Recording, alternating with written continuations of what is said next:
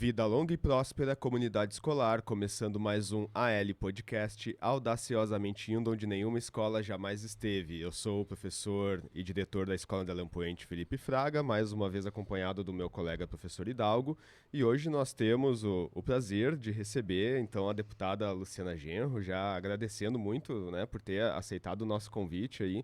A gente fica muito feliz por poder lhe receber, né? Como nós estávamos falando antes de começar a gravar, então nós somos uma escola pública de Canoas, esse projeto começou dentro da escola, né? E agora nós estamos conversando com todo mundo que aceita vir conversar conosco, assim, para falar principalmente sobre os tempos de escola, né? Porque a gente sabe que principalmente quem atua na política, assim, acaba dando muitas entrevistas e tendo muitas conversas sobre o trabalho mesmo, sobre a política, né? A gente vai falar sobre isso, vai te fazer perguntas sobre isso, mas a gente quer também fazer perguntas daquilo que não lhe perguntam, né? Sobre a sua época de escola, a época de faculdade, né? Que são curiosidades que eu particularmente tenho, assim, porque eu assisto seus vídeos, né? Para me informar sobre política e tudo, e acabo não conseguindo pesquisar sobre esses detalhes, assim. Então, de pensar como é que a Luciana era na escola, era na faculdade, né? Antes de começar na política, né? Mas vou deixar o meu colega se apresentar e depois a gente passa sempre para o convidado se apresentar. Nós não apresentamos, até porque você não precisa de apresentação, né? Mas aquilo que você achar relevante de falar na sua apresentação, daí fica à vontade contigo, então, Hidalgo. Então, eu sou o professor Hidalgo. A gente está muito grato como escola de a senhora ter aceitado o convite, de que a Débora, que é a assessora da senhora, foi muito solícita. Então, a gente sabe que a agenda da senhora é apertada. E a gente agradece, então, a disponibilidade da senhora vir até aqui, então, para contemplar a escola, né, com a questão da democracia, enfim, exercício da democracia aqui e esse espaço aberto para várias vozes, né, da nossa comunidade. Muito obrigada, Hidalgo, Felipe. Um prazer estar aqui com vocês. Quero, antes de mais nada, parabenizar a escola por essa iniciativa, né? Quando a Débora me falou que uma escola pública estava me convidando para participar do seu podcast, eu achei sensacional, né? Não poderia deixar de arrumar um horário na minha agenda para prestigiar vocês e para contribuir com esse projeto. Eu sou deputada estadual nesse momento, do PSOL. Já fui deputada estadual antes, lá em 1995, foi meu primeiro mandato, eu tinha 23 anos quando fui eleita a primeira vez. Cumpri 2 mandatos como deputada estadual, depois fui eleita deputada federal, ainda pelo PT na época. Depois fui expulsa do PT, a gente pode falar sobre isso, né? Sobre por que eu saí do PT. E fundei o PSOL em 2003, né? No final de 2003 eu saí do PT e fundei o PSOL. E fui reeleita, então, deputada federal pelo PSOL. Depois, eu fiquei sem mandato por 8 anos. Fui candidata à presidência da República em 2014, que foi uma experiência muito interessante, que muito me honrou ter representado o PSOL naquele momento. Já fui candidata a prefeita também de Porto Alegre 2 vezes, 2008 e 2016. E fundei em 2011, quando fiquei sem mandato, o Emancipa, que é uma das coisas que mais me orgulha de ter feito na minha história política, que é uma ONG de educação popular, onde a gente oferece cursinho preparatório para o vestibular e para o Enem para jovens de baixa renda, né? Começamos em Porto Alegre, já temos em várias cidades aqui do Rio Grande do Sul. Na verdade, é uma iniciativa nacional que nasceu em São Paulo e que eu trouxe para Porto Alegre. E depois, em 2017, a gente ampliou o trabalho do Emancipa também através da Emancipa Mulher, que é uma escola de formação feminista e antirracista. E a gente promove cursos, debates, educação antirracista e antimachista nas escolas. E eu tenho muito orgulho também dessa parte do meu trabalho político que não está diretamente vinculado ao mandato. Antes de nós irmos para a pauta, né, a primeira coisa que a gente sempre faz no episódio, como nós estávamos conversando antes aqui, que nós temos apoiadores, né? O próprio estúdio aqui, que é a ProHub, é um apoiador, né? Junto com a empresa que é a ProVídeo, que faz nossas formaturas, né? E nos cede o espaço para gravar, né? E também nós temos parceiros que são canais que nos divulgam, né? Nós temos o Escola Pública Podcast, que é um podcast só sobre escolas públicas, que é de um professor de São Paulo também, que tem contato conosco, é nosso parceiro, e um professor aqui de Porto Alegre, que é o professor Viegas também, que ele vincula os nossos vídeos no canal dele, né? E também já começar com um pedido, né? Recém nós estamos nos conhecendo pessoalmente, né? Apesar de que quem acompanha, geralmente, os políticos nas redes se sente muito mais próximo do que o político, né? Porque acaba conhecendo, né? Mas eu já vou começar com o pedido que esse ano a escola está fazendo 90 anos de existência, né? Inclusive, o presente é alusivo a isso. A gente tem a imagem ali também sobre os 90 anos. Inclusive, ontem a gente teve na Câmara de Vereadores o grande expediente homenageando a escola pelos 90 anos, porque é a escola pública mais antiga da cidade de Canoas, né? E o André Leão Puente, que é o patrono da escola, que dá nome para a escola, ele tem um busto na Praça da Matriz, bem em frente à Assembleia Estadual. Vamos ali, né? homenagear a escola na Assembleia também. Isso, é esse o primeiro pedido que, já tá que a gente queria fazer, com certeza. Né? Porque ele fica bem próximo ao Monumento ao Júlio de Castilhos, só que ele fica escondidinho, às vezes até fico meio triste que eu vou ali, o mato tá alto, né? E ele fica lá atrás, e eu levo os alunos para bater foto lá, né? E às vezes eles têm que entrar no mato, assim, para ficar perto do busto, para poder tirar foto. Muito legal. Então, nesse momento onde a educação está sendo tão atacada, precarizada, né, a gente também tenta ser um símbolo de resistência com a qualidade. Qual é o dia do aniversário? O aniversário é 9 de junho de 32. Então, esse mês, a gente ainda está no mês de aniversário, né? E a gente tenta, com esse projeto, assim, de tentar parecer um símbolo de resistência pela qualidade, assim, de mostrar que a escola pública tem qualidade, que a escola pública também pode produzir conteúdo, né? E é exatamente essa ideia, e eu acho que tanto a escola quanto o educador, né, de ele estar ali presente na Praça da Matriz, na frente da Câmara de Deputados, ele merecia mesmo essa homenagem, né? Então, vamos providenciar. E o último é que a gente está tentando contato com a Melchiona também, para ver se a gente consegue também, né, daqui a pouco, na Câmara Federal também conseguir uma homenagem, de repente, esse ano, né? Então, como a gente está tentando, se conseguir nos passar um contato de assessoria aí, né? Mas vamos lá para... Vou passar o dela mesmo, pode deixar. Muito obrigado. Então, depois de feitos esses pedidos aí, nós vamos para a pauta aí, né? E, então, a primeira seria a apresentação, que já foi feita, né? E a segunda é do Hidalgo.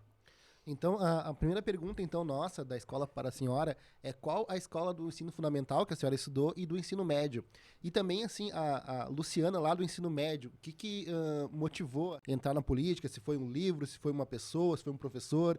Às vezes tem um divisor de águas ali, né? Sim. Sobre a decisão de entrar para a política. Bom, primeiro eu fiz o meu ensino básico no Colégio Maria Imaculada, um colégio de freiras, que fica ali na frente do Beira-Rio. E ali eu, enfim, tive uma vida escolar relativamente normal até a 8ª série, quando eu resolvi que eu queria fazer alguma coisa na escola. Porque, na verdade, a política veio de berço, né? O meu pai é o Tarso Genro, todo mundo sabe. Então, eu acompanhava a política desde criança, né? Inclusive, antes mesmo de entender alguma coisa, eu já levava os panfletinhos dos candidatos do meu pai, né, para a escola. Me lembro nas eleições de 82, que eu tinha 11 anos, eu já levei os panfletinhos na escola do candidato que meu pai apoiava na época, que era o falecido André Foster, né? Que ele era do PMDB na época.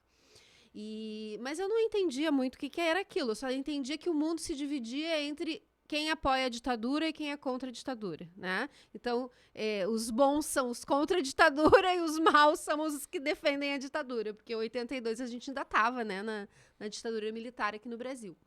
Era o Figueiredo presidente. Depois eu tive a oportunidade, inclusive, de participar do comício das diretas já, em 84, né, junto com a minha mãe, com meu pai. Foi um momento também muito importante no meu contato com a política.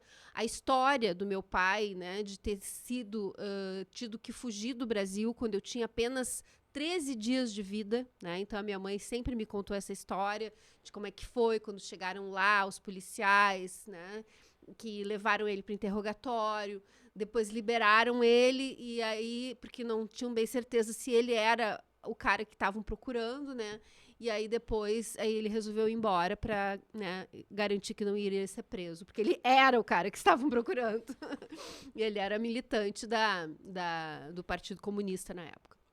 Bem, então eu sempre tive essa política muito presente. E na 8ª série eu resolvi que eu queria fazer alguma coisa na escola e fiz um jornalzinho, né, que se chamava Manifesto Estudantil. E no meu jornalzinho tinha uma matéria sobre a teologia da libertação. E as minhas freiras não gostaram muito da matéria, porque, enfim, acho que elas não eram da linha do Leonardo Boff, né? E aí me chamaram na diretoria e tal, o que é isso, tá. Aí elas ficaram tranquilas quando eu disse que eu ia sair da escola no ano que vem, né? Que estava terminando a 8ª série. Aí eu fui pro Julinho, que é um colégio tradicional de movimento estudantil. E aí lá, sim, eu comecei a minha militância mesmo, Grêmio Estudantil, concorri. Depois disputei várias eleições de liderança de classe. Isso já no ensino médio. Isso já no ensino médio, né? Quando eu saí... Porque na época não tinha 9º ano, né? Então eu saí da 8ª, fui pro 1º ano do ensino médio. E aí no Julinho é que eu, né, me engajei mais fortemente, assim, mesmo na militância. Mas o exemplo veio do meu pai. De berço. E a gente queria saber um pouco também sobre a trajetória acadêmica, né? Nós sabemos que você é formada em Direito, né? Sim. E aí, quando estava no ensino médio, assim, começou a pensar em fazer o Direito, já era pensando, isso vai me ajudar na política, se eu ingressar na política, né? Ou você pensava em advogar mesmo, e daí a política aconteceu dentro da faculdade, assim? Como é que foi essa experiência na graduação? Na verdade, eu comecei a minha militância sem nunca pensar que isso iria me levar a ser candidata, né? E, aliás, essa é uma coisa que eu acho importante, assim, das pessoas terem essa noção, né? Que a militância, ela não é necessariamente um caminho para uma candidatura, né? A vereadora, deputado, porque há muita gente que é militante e nunca é candidato, né? Então, a candidatura é algo que pode acontecer num determinado momento, né? Mas a gente não deve começar a militar pensando, eu quero ser deputado, eu quero ser vereador, porque aí a gente acaba subordinando a nossa atividade política aos interesses eleitorais, né? E isso vai trazer uma série de problemas. A gente pode aprofundar esse assunto depois. Mas então eu nunca tinha pensado assim, eu quero ser deputada.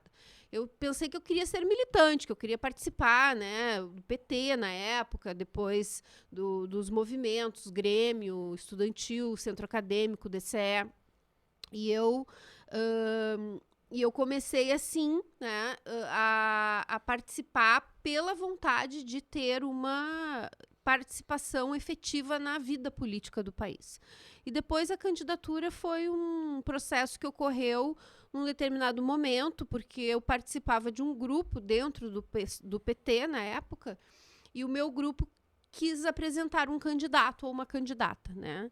E aí, então, me sugeriram o meu nome, porque eu era jovem, foi logo depois do impeachment do Collor, então tinha um ascenso da juventude importante de participação política, e também o fato de eu ser filha do Tarso ajudava, né? Porque o meu nome era conhecido, o genro, né? A parte genro do meu nome era conhecida. E aí foi que eu acabei sendo candidata, né? Mas não foi algo premeditado, assim. E o direito veio muito por influência do meu pai. Eu pensava realmente em ser advogada, né? Então eu comecei a estudar direito na PUC, porque eu não passei no vestibular da URGS. Eu estava grávida, inclusive, quando eu fiz o vestibular e acabei adiando 6 meses, porque eu não passei na URGS e aí passei na PUC no meio do ano.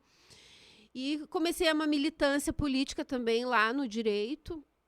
Só que aí eu tinha um bebê pequeno, precisava trabalhar e eu tinha já uma bagagem grande de inglês, né? Então eu resolvi começar a trabalhar como professora de inglês. E acabei largando a faculdade. E fiquei trabalhando alguns anos como professora de inglês, me especializei nessa área, fiz cursos e preparações como professora. E depois fui eleita deputada, né, sendo professora de inglês. E aí eu parei de dar aula, fiquei só no mandato. E aí, em 98, né, 10 anos depois de eu ter iniciado a faculdade lá na PUC, eu voltei para a faculdade de Direito na Unicinos. E aí me formei na Unicinos. Sabe que tu colocaste essa questão dos movimentos sociais, de se militar não pensando exatamente no mandato, né? Nós temos Grêmio Estudantil na escola já, desde que eu entrei na direção, porque é meu quarto ano como diretor de escola, né? Então, ali no primeiro ano de 2019, a gente já fez eleição e vem mantendo o Grêmio Estudantil ativo desde então, né? E eu já tinha organizado eleições antes. E é bem isso que eu coloco para eles também, né? De que a política não é só partidária, né? A política é muito mais do que isso, né? O partido é só uma expressão dos movimentos, assim, né? E que eles têm que procurar movimentos sociais, né? Claro. E ingressar, que é a melhor forma, né? Eu vejo e até acho normal, né? Às vezes eu encontro alguns jovens que me dizem, Luciana, eu quero ser político, eu quero ser vereador. Porque a pessoa vê a política, né? Por esse ângulo, ela não tem um contato com a política do ângulo de uma militância, né? Porque a ideia de ser militante não é algo disseminado pelos grandes meios de comunicação, né? O que aparece nos meios de comunicação é os políticos tradicionais de mandatos, né? Então, aí eu sempre falo isso, né? Aí a pessoa me pergunta, o que eu faço para ser vereador, né? E aí eu digo, olha, a primeira coisa, tu tem que ter uma ideia, um projeto político, né? Tu tem que ter uma ideologia. Tu não pode querer ser vereador simplesmente para ser vereador, né? Porque se tu quer um emprego, tu tem que procurar um emprego, né, no mercado de trabalho. Não é vereança ou mandato, não é emprego, né? É uma tarefa política em busca de um projeto, de uma ideia, de uma ideologia. E a partir daí, sim, tu vai iniciar uma militância política por aquela ideia. Aí tu vai buscar qual é o partido, qual é o movimento social que encarna esse projeto político que tu quer defender. Tu quer defender a educação, tu quer defender os jovens, tu quer defender, né, os direitos humanos. Então, tu vai buscar onde tu te encaixa nessa militância. E a partir daí, então, pode vir a acontecer, né, de tu ter uma condição política de ser candidato, porque uma candidatura também não é uma coisa simples. Às vezes as pessoas se iludem que, como tem muitos amigos, acham que vão ter muitos votos, né, e não funciona assim, né, o voto é muito difícil de ter. Para cada 200 pessoas que a gente pede o voto, uma vai votar, né, uma. Então, vocês imaginam para quantas a gente tem que pedir o voto para conseguir ter votos suficientes para ser eleito, né? Então, é bem trabalhoso e precisa ter um grupo, né? Não pode ser um projeto individual, tem que ser um projeto coletivo. Por isso eu disse, quando eu fui candidata, o meu grupo dentro do PT me escolheu como candidata, que eu já era parte desse coletivo político, né? Dessa organização política dentro do PT. Eu não era candidata de mim mesma, eu era candidata de um coletivo que tinha um projeto dentro do PT, que inclusive acabou sendo um projeto que saiu do PT, né? Porque depois o mesmo grupo foi o que, junto comigo, fundou o PSOL. E só antes da gente encerrar essas duas perguntas, né, sobre a trajetória escolar e a trajetória acadêmica, a gente sempre pede para citar um professor que tenha se destacado, assim, né, que tu lembra, né? Eu sei que escolher um só é difícil às vezes também, né, porque os outros vão ficar magoados. Pra mim é fácil. Pra mim é fácil. É fácil porque o meu professor do Colégio Maria Imaculada, o Francisco Carvalho Júnior, ele era professor de História. Eu era apaixonada por ele, por isso que ele é inesquecível. Eu tinha 13 anos e ele tinha 30 e poucos. E eu tinha aquela paixão platônica. Vocês são professores, já devem ter tido alunas apaixonadas também, né? É muito comum as alunas se apaixonarem pelos professores.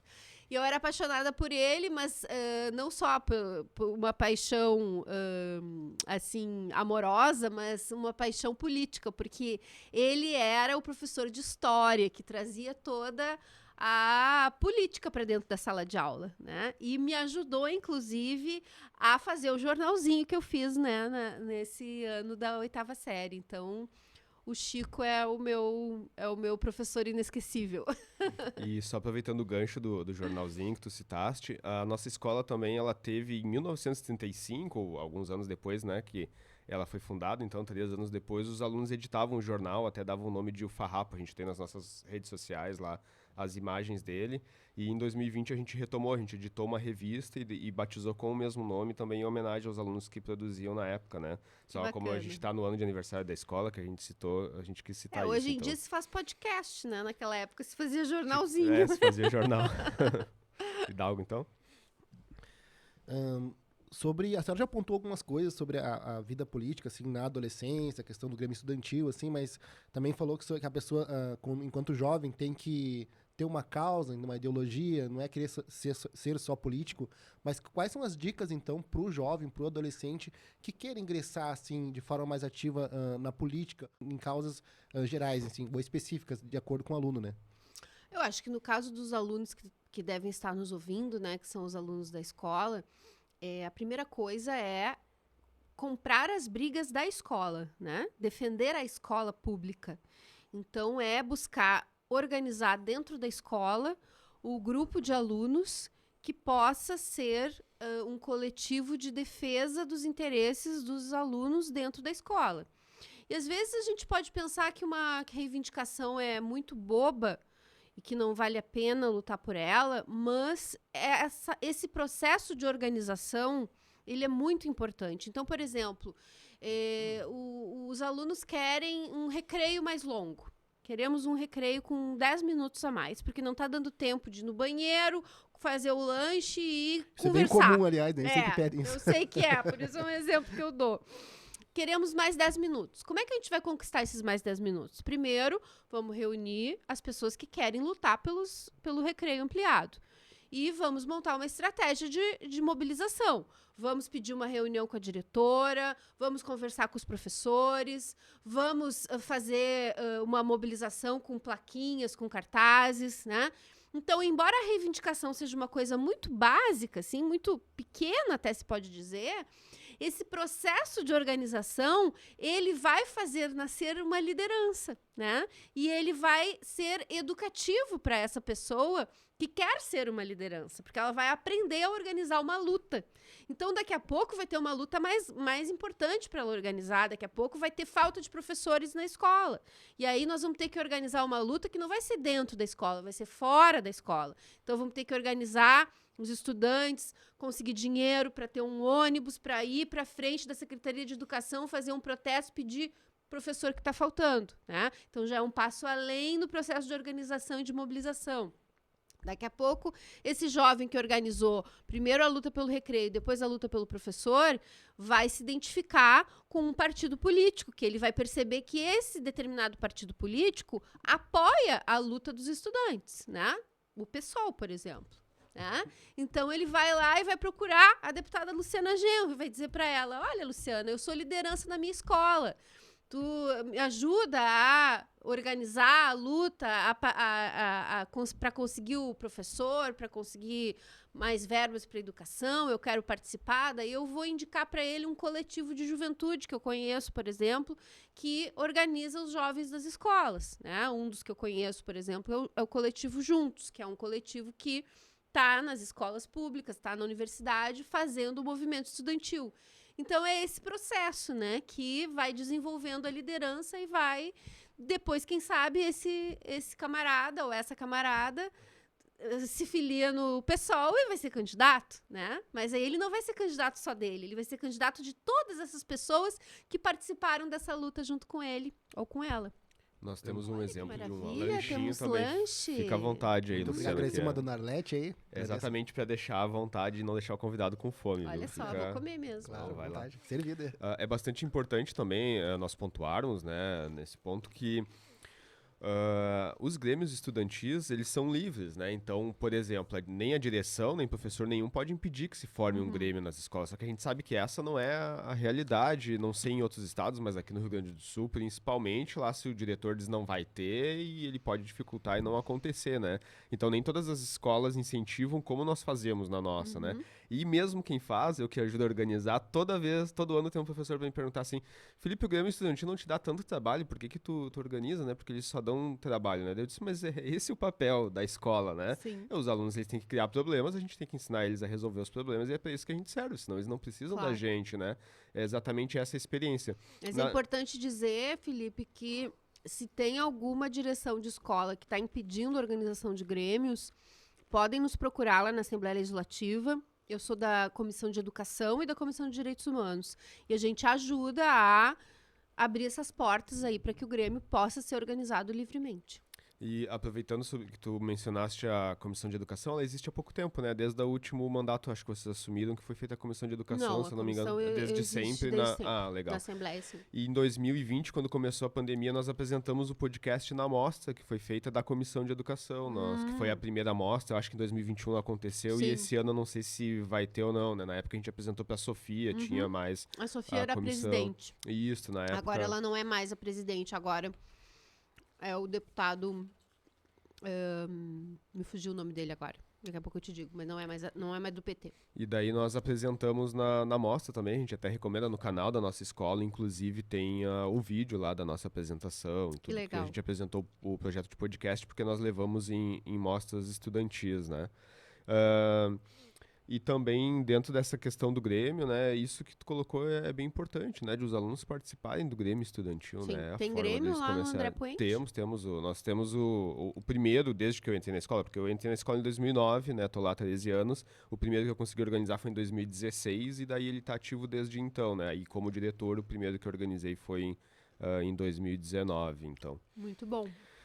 Luciana, indo para o próximo tópico, então, nós assistimos o último vídeo que está disponível no teu canal, pelo menos ontem era o último vídeo, não sei se foi postado mais algum hoje, né? E a gente sabe que até por tu participar da Comissão de Educação e tu tem essa proximidade com a educação, reivindica bastante, né, os direitos dos estudantes e professores, e nós tivemos uma reformulação do plano de carreira, né, em 2019, inclusive a nossa escola participou daquela greve de 54 dias, na de 2017, que foi mais longa também.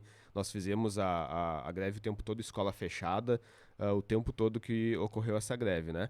Já pegando um pouco sobre o Grêmio Estudantil que nós estávamos falando antes, nós temos um ex-aluno que participa do nosso projeto de podcast, que é o Rian Rieira, inclusive no nosso canal, onde o pessoal vai nos assistir depois, nós temos uma entrevista com ele.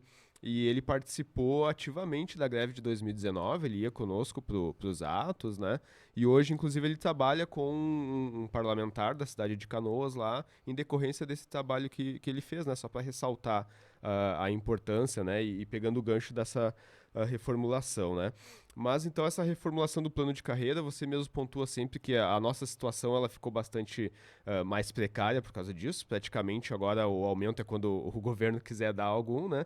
Mas ainda teve um aumento, né, para os professores, só que o reajuste dos funcionários foi ainda mais irrisório, né, e é o profissional de dentro da escola mais desvalorizado por salário, né, e ainda fazem um aumento de apenas 6%, né, então eu sei que tu colocou isso no teu vídeo e em outros vídeos também, né, e tu tem acompanhado a situação desses servidores em todo o estado, e a gente queria que tu fizesse um relato sobre isso, né. A situação de todos os educadores, aliás, de todos os servidores públicos está muito difícil, né? Porque nós tivemos vários projetos enviados pelo governador que retiraram direitos, né? Que retiraram os avanços, retiraram as gratificações, então perderam salário. E o caso dos funcionários é ainda mais dramático, porque muitos não se enquadram sequer no reajuste de 6%, né? Alguns estão ainda aguardando pelo reajuste do piso salarial, do piso do regional, né? De salário mínimo. Então, o funcionário de escola, além dele ser desvalorizado do ponto de vista da estrutura escolar, porque ele não tem prestígio, né? Ele não tem a valorização que ele merece, porque a escola não funciona sem o funcionário, as terceirizações têm trazido ainda mais precarização, né? Então, o que a gente está vendo na educação é uma situação, assim, globalmente complicada. Obras inacabadas, né? A gente cobrou muito da secretária de Educação isso, inclusive eu fiz um dossiê que eu entreguei a ela com todas as escolas que entraram em contato comigo, reivindicando determinadas obras de restauração ou até mesmo construção de salas de aula que haviam sido que estavam em péssimas condições, ou falta de professores, falta de estrutura básica, né? Nas escolas não tem biblioteca, não tem laboratório. Então, é um sucateamento generalizado, né? E os recursos humanos são parte desse sucateamento. Então, professores e funcionários estão, assim, muitos vivendo endividados, né, sem condições de se aprimorar no seu conhecimento para poder passar aos alunos e muitos tomando remédio, inclusive, para depressão, para ansiedade, porque a situação dentro da escola também é difícil, né? Porque lidar com alunos não é brincadeira. E os alunos também refletem os problemas sociais que vivenciam fora da sala de aula. Então, tanto o professor como o funcionário tem que lidar com esses problemas, né? Do aluno que está vivendo numa casa onde tem um pai alcoolista ou uma mãe drogadita, né? Ou está sendo assediado pelo tráfico, né? Então, é um conjunto de problemas sociais, ou a família está desempregada, não tem dinheiro para comer, chega na sala de aula com fome, ou chega na sala de aula de chinelo de dedo num dia frio porque não tem um tênis para vestir. Então, é um drama constante com o qual lidam os professores e funcionários de escola, que mereceria uma valorização igual ou até maior do que recebe um médico, um juiz, né? Essas profissões que são muito bem pagas, né? E os professores e funcionários de escola não. Mas isso tem a ver também, sabe, com a desigualdade salarial que existe entre os homens e as mulheres, né? Porque a educação é uma profissão majoritariamente feminina, né? Embora vocês dois sejam homens aqui para mostrar que não é só feminina, né? Mas a maioria das professoras são mulheres e das funcionárias nas escolas também, né? Então, a velha ideia de que a mulher não precisa ganhar tanto porque ela tem um marido que sustenta está na origem dessa má remuneração do profissional da educação, né? E isso já não é mais verdade há muitos anos. As mulheres que trabalham sustentam a casa, às vezes ganham mais do que o marido, às vezes o marido também está desempregado. Então, pagar dignamente um professor, um funcionário de escola, é uma necessidade para que a gente tenha uma educação de qualidade. E também daqui a pouco, se as pessoas acharem, né? No último vídeo tu cita escola sem água potável, escola sem Exato. banheiro, né? Então daqui a pouco quem assistia achasse, a Luciana tá exagerando, capaz que a escola não vai ter banheiro, né? Posso dar um exemplo, em Santa Rita, que pertence ali à mesma que nós, né? Fica na cidade ao lado, nós temos uma colega lá, que é a Nilce, ela já tá há mais de 2 anos com um banheiro lá que não... que usando aqueles banheiros químicos, assim, né? Para os alunos, né? E... em 2 anos dá para construir um banheiro, né? E aí deu um enrolo com a empresa que ganhou a licitação, que não fez assim. e tal, né? É sempre assim. Mas falta vontade, tem como resolver isso, né? Pô, é só um banheiro, né? Não é uma escola inteira que tá pedindo, é só um banheiro, né? Então, para dar um exemplo. E no caso das terceirizadas também, na escola E mesmo... não pagam as mulheres, não. eu passei pelo drama de que elas foram contratadas lá foi em novembro de 2020 e daí elas ficaram na escola ali conosco até mais ou menos março de 2021. Elas não tinham... algumas receberam um vale transporte, um vale refeição, um salário, outras não receberam nada, né? E nós passamos 3 meses, 4 meses ali tendo que dar cestas básicas para elas, assim, né? E, inclusive, tendo que liberar alguns dias, assim, porque elas não tinham passagem, né? Então, é uma situação assim, porque deu algum rolo com a empresa, que a empresa não tá fazendo, mas não pode deixar um trabalhador nessa situação, Estava né? acontecendo agora, está acontecendo ainda em várias escolas. A gente tem empresas que não estão pagando, e aí a gente vai na Secretaria de Educação, reclama, briga. As mulheres vão lá, em geral são mulheres muito pobres, né? Que não conseguem ir para o trabalho porque não tem a passagem. Então, a terceirização é realmente, assim, um drama.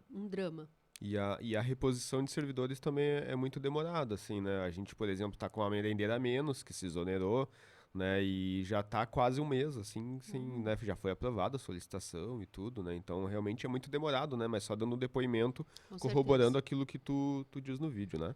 E, antes da gente encerrar, então, Luciana, a última coisa que a gente queria conversar contigo, né? Só pontuar que a gente tinha colocado sobre a evasão, né? A defasagem por causa da pandemia, né? Também já confirmando aquilo que tu coloca no vídeo sobre a evasão. A pior coisa que pode acontecer numa escola é a evasão, né? E para mim, que fui aluno de ensino médio, de escola pública no ensino médio noturno, né? A gente vê que no noturno, então, a evasão, assim, Muito alto.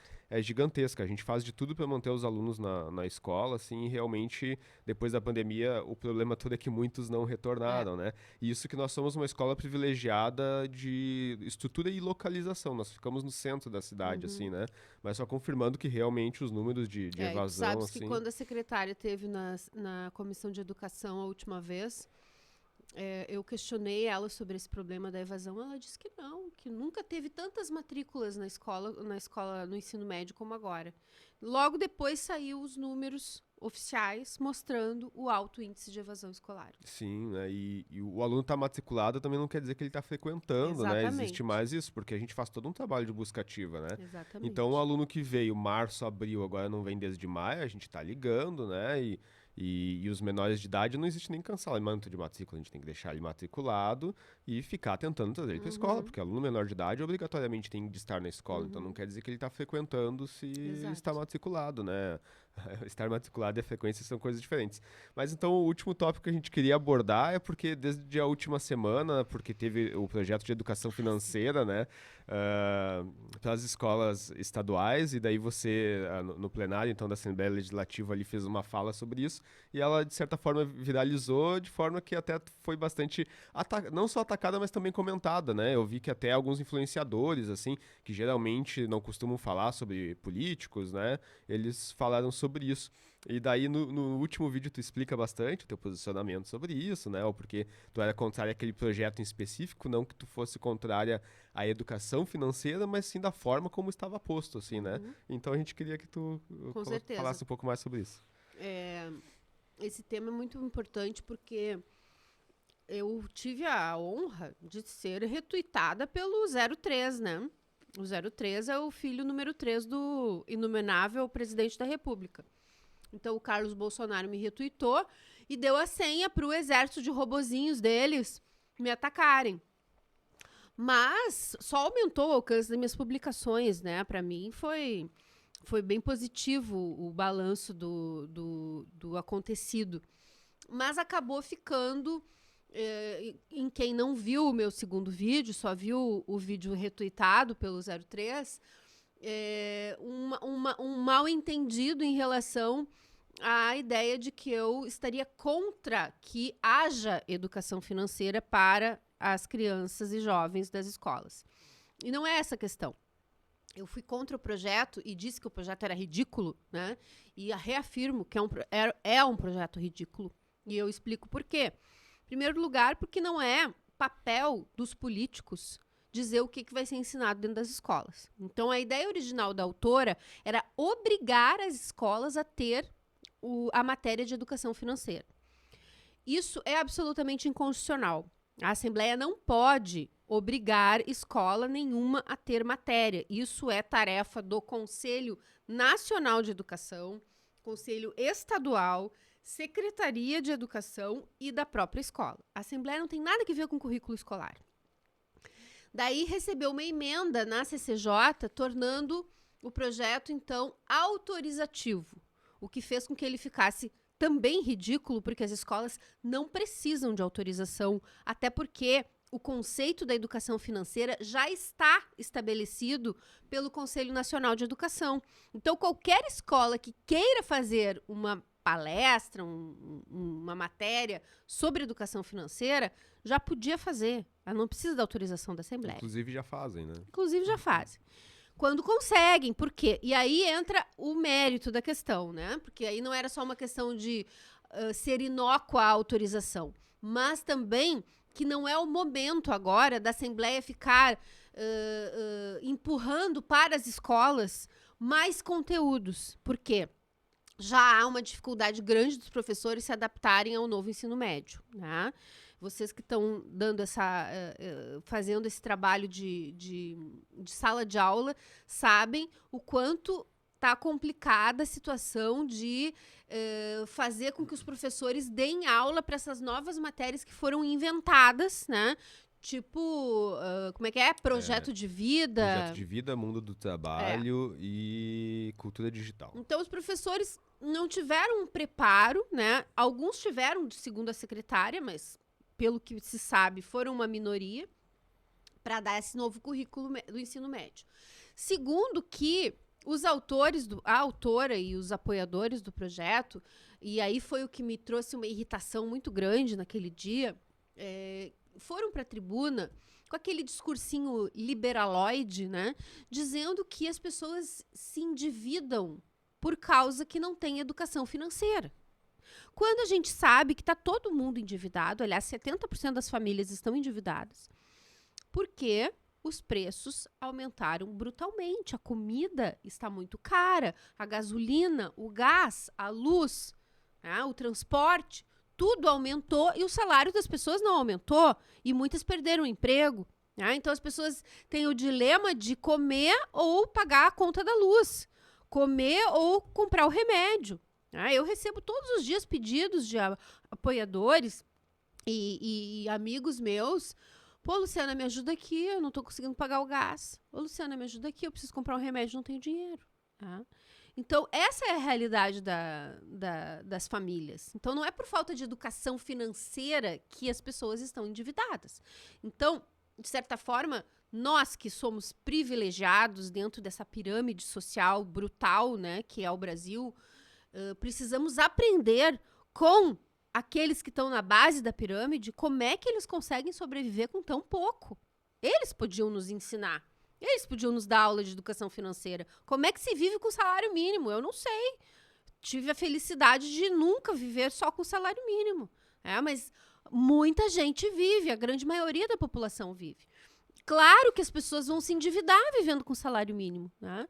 Então, essa hipocrisia, esse cinismo, né, de associar o endividamento com a falta de educação financeira é que me deixou profundamente irritada naquele dia e eu realmente fui para a tribuna furiosa, né, porque eu não posso aceitar essa culpabilização da vítima, né? Assim como culpabilizam a mulher porque usa uma roupa decotada pelo fato dela ter sido estuprada, querem culpabilizar o pobre que se endividou, né? Como se fosse culpa dele, que não tem educação financeira. Então, é claro que educação é sempre uma coisa boa e necessária, inclusive a educação financeira. Mas vamos olhar o contexto em que as pessoas vivem, vamos olhar a realidade das escolas públicas no Rio Grande do Sul e compreender que são as próprias escolas que podem definir se o currículo de educação financeira é relevante naquele momento e se tem quem dê essa aula, né? Porque a escola não vai poder contratar um especialista. Eu recebi até mensagens de especialistas que disseram: tu tá desvalorizando o nosso trabalho, né? Não, mas não é o especialista que vai ser chamado para dar aula na escola pública, porque a escola não tem dinheiro nem para pagar o deslocamento do especialista até lá, muito menos a hora-aula dele. Quem vai dar essa aula? O professor, a professora. E tá faltando professor. Matemática, por exemplo, que seria o mais associado à educação financeira, talvez. Não tem professor em várias escolas, né? Então, é tudo uma grande hipocrisia, né? Para fazer propaganda neoliberal, né? De que com educação financeira vai se resolver os problemas do superendividamento. E isso é inaceitável. E essa questão de faltar professor de matemática, nós até somos privilegiados, como eu disse, porque nós somos muito bem localizados no centro da cidade e nós conseguimos o quadro completo de professores de matemática. Mas as escolas mais de periferia do interior não, né? Porque não tem profissionais lá, Exato. né? E muitos não Quem querem trabalhar por esse salário. Quem tem capacitação para dar aula de educação financeira dentro das escolas públicas estaduais hoje? E como tu colocaste na dificuldade do novo ensino médio, essas disciplinas novas, qualquer professor está atuando, né? Ninguém fez graduação de mundo do trabalho, Exato. Ninguém fez graduação de cultura digital, né? Exato. Então a gente acaba aquele professor que sobra. Em geral, a gente tem que colocar os professores de educação física, porque eles perderam carga horária também, algo que era muito importante dentro da escola, né? Então eu concordo contigo no sentido de que não é o momento de discutir projeto de educação financeira, né? Tem que se discutir projetos que evitem a evasão dos alunos, né? Exato. Como eu disse, essa é a pior tragédia para a escola. Mas essas pessoas né? que eu vi subirem na tribuna para defender o projeto, e a própria autora do projeto, são membros da comissão de educação e nunca participam das reuniões. Nunca. Eles vão lá e dão presença na reunião e somem. Nunca participaram de uma audiência pública sobre os problemas das escolas. Então vão lá só para fazer discurso de véspera de eleição, para tentar angariar apoios de desavisados que acham que eles são bem intencionados, mas que não acompanham a realidade do ensino no Rio Grande do Sul.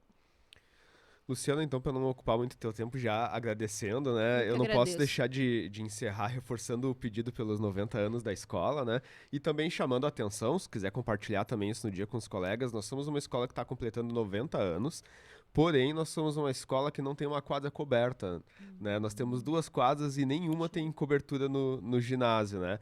E a gente acha que 90 anos era o suficiente para o estado do Rio Grande do Sul ter conseguido construir uma quadra coberta, então há realmente um descaso assim, de 90 anos com a escola, né?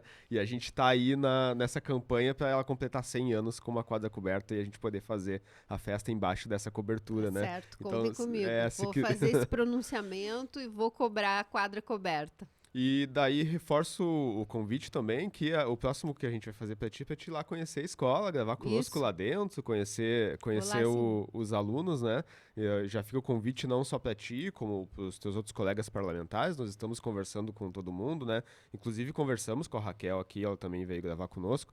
Nós não pontuamos essas questões assim das dificuldades, porque a nossa proposta é realmente trazer o convidado e que ele se sinta confortável conosco, para conversar principalmente sobre os tempos de escola, para a gente perguntar coisas que vocês não estão acostumados a que sejam perguntadas, assim, exatamente porque eu acho que tá todo mundo precisando conversar sobre coisas boas, assim, né? Então agradeço muito a tua disponibilidade aí de ter aceitado até rápido de vir conversar conosco aí, e a gente espera que tenha a mostra esse ano também na Comissão de Educação, que a gente quer levar presencialmente o projeto de podcast lá e os alunos para apresentar, vou levar para o presidente, né? Paparico a reivindicação de vocês que faça a mostra novamente. Faça a mostra, inclusive a gente vai lá mostrar que a gente gravou o episódio contigo, aí vamos convidar a Sofia também, né? Não sei se o Hidalgo que faz os convites já chegou na Sofia Cavedon, senão anota ali depois que a Sofia é uma das que a gente tem que convidar, né? Então, mais uma vez, te agradeço muito, se quiser dizer mais algumas palavras. Eu que agradeço, foi um prazer, adorei falar sobre os meus tempos de escola também, a gente não tem quase oportunidade de fazer isso. E eu deixo à disposição de todos as minhas redes sociais, né? Eu tô no Instagram, tô no Facebook. Vou postar uma fotinho nossa aqui no meu Instagram, nos stories. E tem um site também, lucianagenro.com.br. E podem mandar mensagens, reivindicações, propostas, enfim, conhecer o meu trabalho, né? A gente tem cartilhas que prestam contas do meu trabalho como deputada, que a gente envia também para as pessoas que pedem. Temos uma cartilha sobre os direitos LGBTs, temos uma cartilha sobre as religiões de matriz africana, temos uma cartilha sobre o feminismo antirracista e temos também uma cartilha de direitos dos animais, né? Então, tudo isso está à disposição das pessoas, é só pedir através das redes que a gente envia pelo correio. E pontuando nesse caso que tu tá colocando das atuações, né, principalmente para o público feminino, o bottom que a gente te entregou como presente, a gente fez esse ano no 8 de março, né, exatamente alusivo, porque tu disseste, hoje nós somos 2 homens que estão aqui gravando contigo, professores, né, mas tanto na nossa escola como no universo do magistério, são muito mais mulheres, é mais de 90%, né? De diretores homens também são bem poucos, né? E a gente fez o bottom, inclusive a nossa bandeira, que antes era azul, quando eu assumi a gente fez uma bandeira rosa, um pouco sexista isso da cor, né? Mas relativo realmente para fazer uma representatividade de que existem mais mulheres dentro da escola e muito mais meninas, muito mais professoras, a gente também tem essa preocupação e por isso nós queremos te levar lá. Palavras finais, Hidalgo? Eu particularmente agradeço a senhora, agradeço a Débora também, porque desde a abordagem até a gente conseguir efetivar esse podcast, ela sempre foi muito solícita, muito, muito legal, muito bacana. E a equipe toda do L Podcast agradece, então, a presença de hoje. Esse eu que agradeço. Bacana. Um beijão para vocês e para toda a comunidade escolar aí. Parabéns pela escola que vocês têm e continuem sempre trazendo essa oportunidade de comunicação através do podcast, uma grande iniciativa. E encontrando o pai, o Tarso, por aí, né, disse pra ele que a gente quer gravar pra falar sobre o Politécnico, né, porque na época ele foi governador, passou o Politécnico pelas escolas, a gente tem interesse de conversar com ele sobre isso, sobre como foi a experiência, né, como a gente estava dentro das escolas, né. Mas então, mais uma vez, agradecemos e encerramos por aqui. Vida longa e próspera a todos. Tchau, tchau, pessoal.